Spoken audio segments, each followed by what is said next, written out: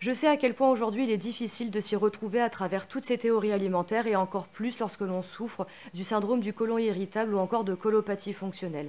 C'est pourquoi aujourd'hui cette vidéo me tenait à cœur et j'avais envie de vous partager 3 grandes catégories d'aliments à éviter lorsque vous souffrez de ces troubles digestifs. Bonjour à tous, je m'appelle Emmanuelle Canès et je suis future naturopathe et coach de vie spécialisée en neurosciences. La première catégorie à éviter est la consommation de légumes et de fruits crus. En effet, je sais qu'aujourd'hui on prône énormément cette alimentation parce qu'on bénéficie de minéraux, de vitamines, etc. Et effectivement, c'est très bon pour la santé.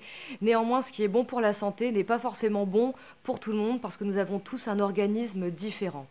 Et pour les personnes qui souffrent du syndrome du côlon irritable, manger des fruits et des légumes crus est vraiment compliqué parce que les fibres irritent énormément la paroi intestinale. Donc du coup, ce que je peux vous conseiller, c'est de consommer des légumes cuits.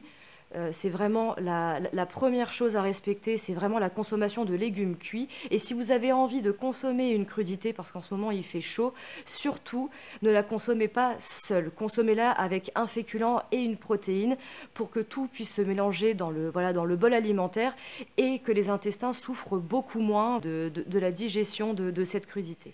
La deuxième catégorie d'aliments à éviter est de consommer des féculents semi-complets ou complets. En effet, comme l'alimentation crue, je sais qu'on prône aujourd'hui beaucoup les féculents semi-complets et complets parce qu'effectivement, contrairement à une farine blanche, l'indice glycémique sera beaucoup moins important et la satiété sera plus grande. Et c'est la réalité, mais pour quelqu'un qui souffre du syndrome du côlon irritable, cela va venir irriter encore plus la paroi intestinale parce qu'il y a beaucoup plus de fibres et donc beaucoup plus d'informations à gérer. Et la dernière catégorie d'aliments à éviter lorsque vous souffrez du syndrome du côlon irritable alors ça je le répète à chaque fois, mais les produits ultra transformés sont vraiment à bannir de notre alimentation. Que vous souffriez ou non du syndrome du côlon irritable, de toute façon j'aurai toujours le même discours, mais c'est d'autant plus vrai pour les personnes qui ont une colopathie fonctionnelle. Parce qu'en fait, si vous prenez la composition d'un produit ultra transformé, vous verrez qu'il peut y avoir au moins 20 ingrédients différents. Et c'est vraiment problématique pour l'intestin irrité parce qu'en fait, il va avoir une dose d'informations à gérer en surplus de conservateurs et d'additifs et ça donne un melting pot qui est ingérable et que concrètement, l'intestin ne peut pas le traiter.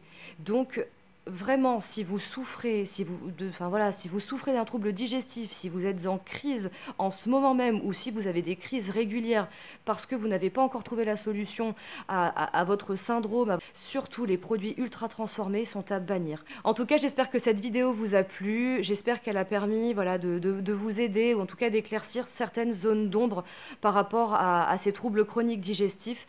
Je sais ô combien il est vraiment difficile de vivre avec ces symptômes au quotidien. Je les ai vécus pendant des années et les conseils que je vous donne, c'est des conseils que j'applique à moi-même depuis plusieurs mois et aujourd'hui, je ne souffre plus de colopathie fonctionnelle. Si vous avez envie d'avoir un petit peu plus d'informations à ce sujet, n'hésitez pas à vous abonner à ma chaîne. Vous pouvez également me laisser un commentaire et me suivre sur les réseaux sociaux. Je me ferai vraiment un plaisir de répondre à vos questions. Je vous souhaite une très belle journée et je vous dis à très bientôt.